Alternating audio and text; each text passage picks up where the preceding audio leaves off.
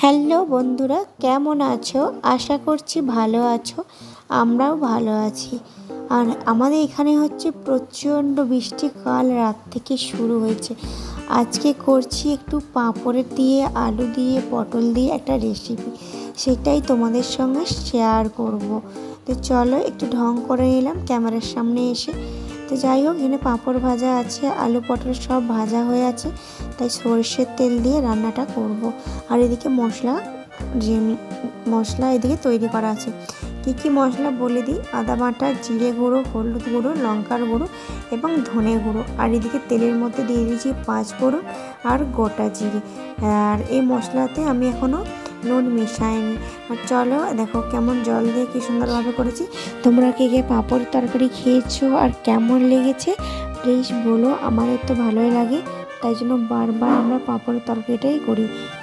আর এদিকে দেখো, মানে বারবার বলতে প্রতিটা দিন না, করি মাঝে সাঝে। তো দেখো এদিকে পটল আর আলু ভাজা। আর এদিকে দেখো নুন হলুদ দিতে ভুলে গেছিলাম, পটল আলুতে এমনই মানে তাড়া ছিল। আর একা হাতে ক্যামেরা ধরে আর ভিডিওটা করছি সকালবেলা, যেহেতু সকাল সকাল রান্না করতে হয় তার জন্য। এদিকে আমার তেল গরম হয়ে গেছে, আমি এখন মশলাটাকে দিয়ে দেবো। তো চলো মশলাটাকে আমি একটু দিয়ে দিই। এদিকে মশলাটা দিয়ে দিয়েছি, মশলার সঙ্গে একটু জল ছিল সেটাকেও দিয়ে দিয়েছি। ভালো করে মশলাটাকে এখন কষাবো। যেহেতু নিরামিষ, পেঁয়াজ টিয়াজ দিয়ে কিচ্ছু হয়নি, তার জন্য এদিকে একটু গরম মশলা দিয়ে আর ঘি দিয়ে নামাবো।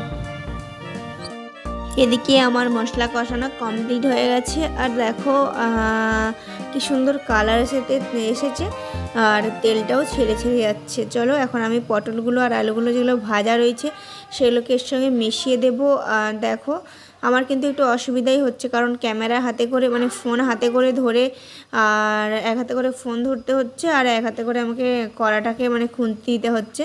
তো যেহেতু তার জন্য একটু অসুবিধা হচ্ছে। চলো একটু ভালো করে এটাকে মিশিয়ে নিয়ে তারপরে তোমাদের কাছে আমি আসছি, ঠিক আছে? চলো মিশিয়ে নিয়ে আসি, তারপরে এতে পরিমাণ মতন তোমরা জল দিয়ে দিতে পারবে। আমিও ঠিক পরিমাণ মতন জল দিয়েছি, আর কিন্তু বেশি জল হলে ভালো লাগবে না, একটু হালকা হালকা জল হলেই বেশ ভালো লাগবে। দেখো কালারটা কিন্তু সত্যিই অসাধারণ এসেছিলো কালারটা। আমার তো পাঁপড়ের তরকারি খেতে খুব ভালো লাগে। দেখো এদিকে আমি মিশিয়ে নিয়ে চলে এসেছি ভালো করে। আর এদিকে জলও আমি পরিমাণ মতন দিয়ে দেবো। তারপরে দেবো হচ্ছে গরম মশলা, ঘি। পাঁপড়টাকে দিয়ে বেশিক্ষণ ফোটাবো না, পাঁপড়টাকে দিয়েই আমি কিছুক্ষণ ফুটিয়ে গরম মশলা দিয়ে নামিয়ে নেব। তো চলো এখন আমি একটু জল দিয়ে দিয়েছি যেহেতু। আর এদিকে আমার আলু আর পটলও বেশ ভালো করে সেদ্ধ হয়ে গেছে। এখন আমি দিয়ে দেব পাঁপড়টা দিয়ে দেবো এখন আমি। তো চলো পাঁপড়টা দিয়ে কিন্তু আমি বেশিক্ষণ কিন্তু নাড়বো না আর বেশিক্ষণ কিন্তু ফুটাবো না, কারণ পাঁপড়গুলো ভেঙে যাবে বেশিক্ষণ ফুটিয়ে দিলে। আর পাঁপড় ভাজার তো দেখো অর্ধেকগুলো তো খেয়ে নিয়েছিল আমার মেয়ে আর হচ্ছে যে আমার বর, দুজনে মিলে এখানে ভাজতে ভাজতে খেয়ে নিয়েছে। তো যাই হোক, এদিকে পাঁপড় ভাজা খেতে খুব ভালোবাসে ওরা।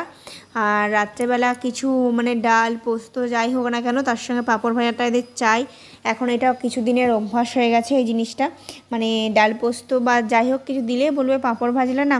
আর পাঁপড় ভাজাটা ওরা খুব খেতে ভালোবাসে। দেখো কালারটাও খুব সুন্দর এসছে। আর গরম মশলাটাও আমি দিয়ে দিলাম, আর দিয়ে দিলাম একটুখানি ঘি, আর দিয়ে দিলাম একটুখানি হাসি বেরিয়ে গিয়েছিলো, কারণ যেহেতু মেয়ে ঘি খায় না আর আমি এডিটিং করছি, আমার পাশে মেয়ে বসে রয়েছে, তার জন্য একটু হাসি বেরিয়ে গিয়েছিলো।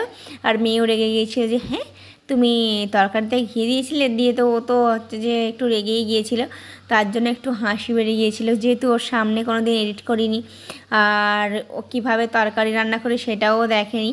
আর দেখো এদিকে আমি কিন্তু ঢাকা দিয়ে দিয়েছি, আর বুঝতে পারিনি যে এই ঢাকাটা কিন্তু হবে না বলে। কালারটা এত সুন্দর এসেছিলো, কিন্তু বাটিতে ঢালতে কালারটা এরকম এসেছে, দেখো খারাপ এসেছে না। আর চলো তোমাদের ভিডিওটা কেমন লেগেছে প্লিজ জানিও, ভালো লাগলে লাইক করো, কমেন্ট করে জানিও।